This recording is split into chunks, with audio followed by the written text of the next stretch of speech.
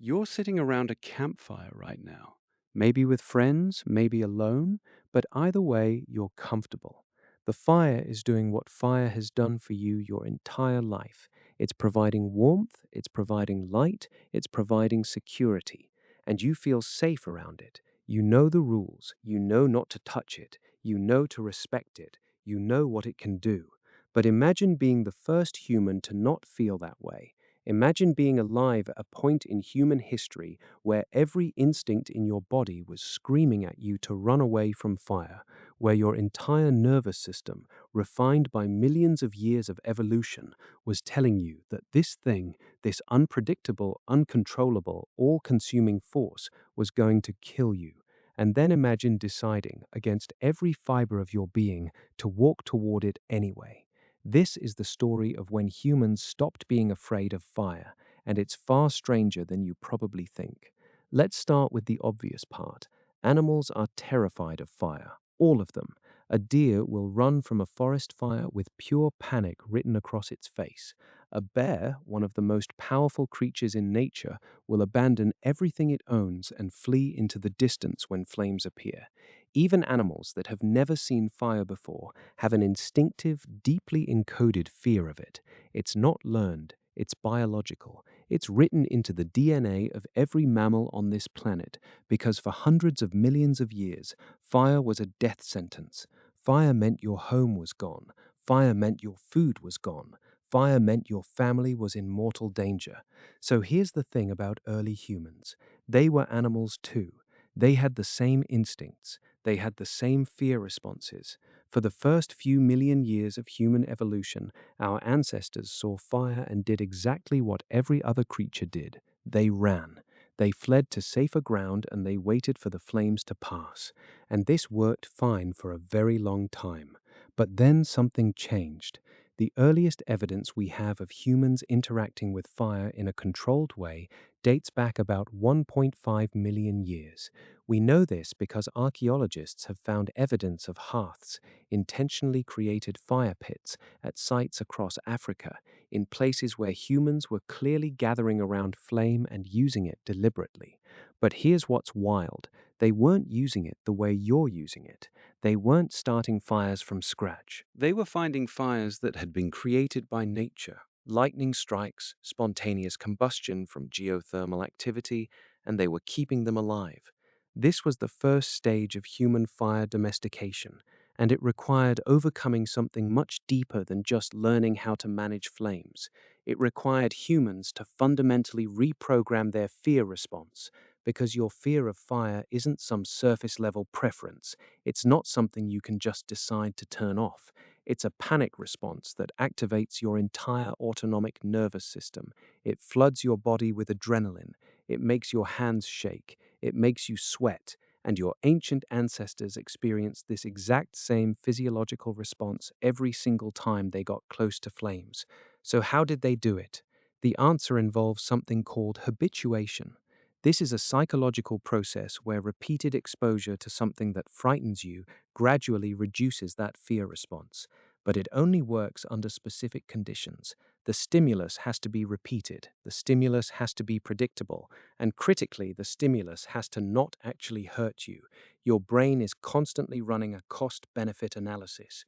If you get close to fire and nothing bad happens, and nothing bad happens, and nothing bad happens, eventually your brain starts to recalibrate. It starts to update its threat assessment. But here's where it gets interesting. We know from studying modern hunter-gatherer societies that this process wasn't instantaneous. There's evidence that early humans took fire extremely seriously. Some groups would spend enormous amounts of time and energy maintaining their fire, keeping it alive through the night, protecting it from wind and rain. Why would they do this if they could just make new fire whenever they wanted? Because they couldn't. Making fire is hard. Making fire without matches or lighters or flint or any of the tools we have today is extraordinarily difficult. So for hundreds of thousands of years, humans existed in this strange middle state. They had overcome their fear of fire enough to use it, but not enough to really master it. They were managing fire, but fire was also managing them. They had to modify their behavior around it, their schedules around it, their entire social structures around it.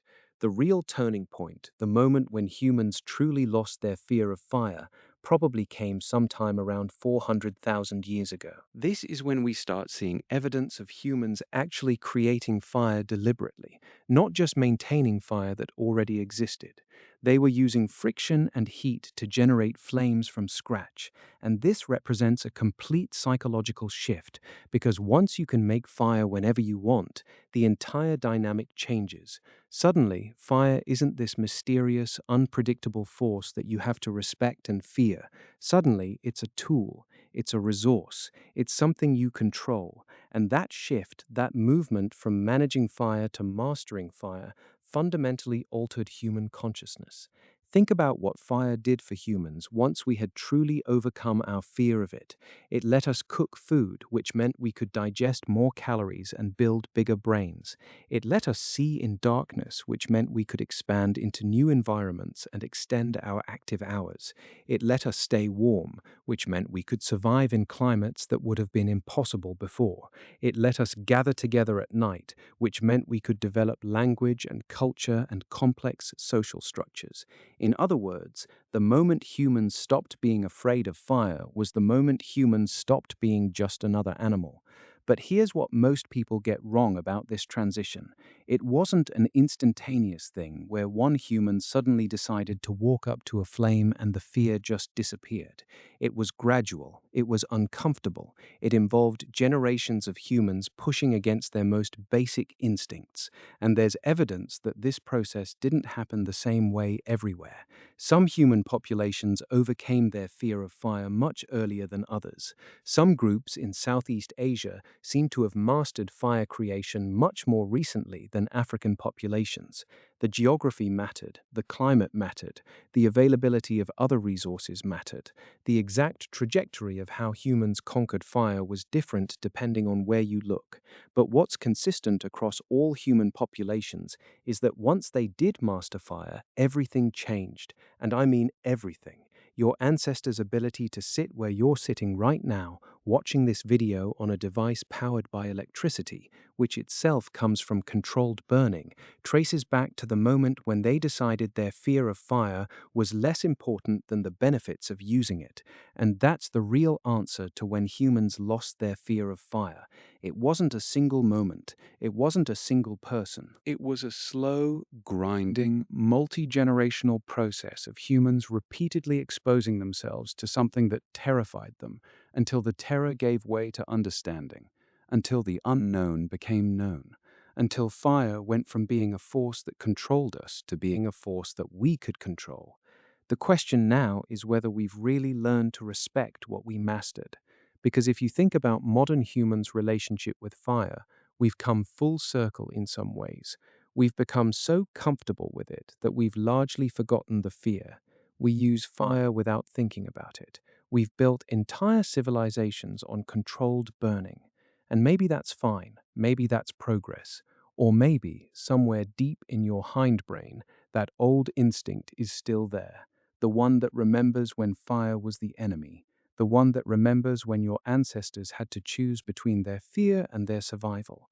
The one that makes you still feel something primal when you watch flames dance in the darkness. And if you've ever sat around a fire and felt that pull, that fascination mixed with the faintest hint of something ancient and cautious, well, now you know what that is.